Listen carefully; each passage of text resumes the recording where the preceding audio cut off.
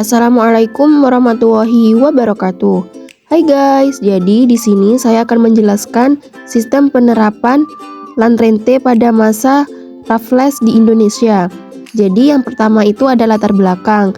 Latar belakang dilaksanakan land rente oleh Raffles selama kekuasaannya di Indonesia adalah pemerintah dipandang sebagai satu-satunya pemilik tanah yang sah, sedangkan rakyat hanya boleh menyewa. Ketika ditugaskan di Indonesia, tugas utama Raffles adalah mengatur pemerintah dan meningkatkan perdagangan serta keuangan. Sebagai tokoh dari golongan liberal, Raffles menginginkan adanya perubahan dalam berbagai bidang. Raffles ingin menghapuskan sistem penyerahan paksa dan kerja wajib, mengubah administrasi negara, dan memberikan kebebasan berusaha pada rakyat jajahan.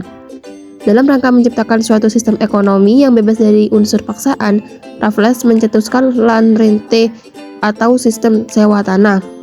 Sistem sewa tanah Raffles diharapkan dapat membawa kegairahan bagi para petani, karena mereka dibebaskan untuk menentukan jenis tanaman, waktu penanaman, dan kepada siapa akan menjual hasil panennya.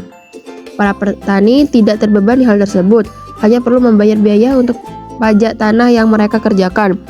Kebijakan dan program yang dicanangkan Raffles ini terkait erat dengan pandangannya mengenai status tanah sebagai faktor produksi.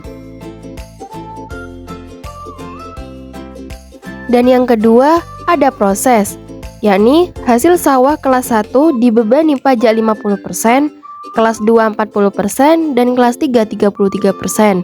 Sementara untuk tegalan kelas 1 40%, kelas 2 33%, dan kelas 3 25%. Beban pajak ini tentu saja sangat memberatkan rakyat. Pajak yang dibayarkan diharapkan berupa uang, tetapi jika terpaksa maka boleh dibayarkan dengan barang, misalnya beras. Pajak yang dibayar dengan uang diserahkan ke kepala desa untuk kemudian disetorkan ke kantor residen.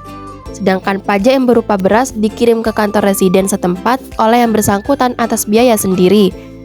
Hal ini dimaksudkan untuk mengurangi ulah pimpinan setempat yang sering memotong penyerahan hasil panen.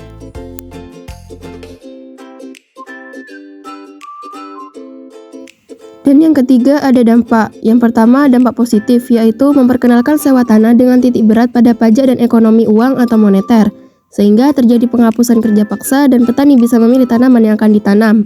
Yang kedua ada dampak negatif, yaitu menumbuh kembangkan kebencian rakyat kepada pemilik tanah, timbulnya kerugian yang cukup besar bagi pribumi. Kerugian tersebut terjadi karena para petani saat itu belum terbiasa melakukan pembayaran dengan uang, karena VOC menerapkan serahan wajib berupa hasil bumi.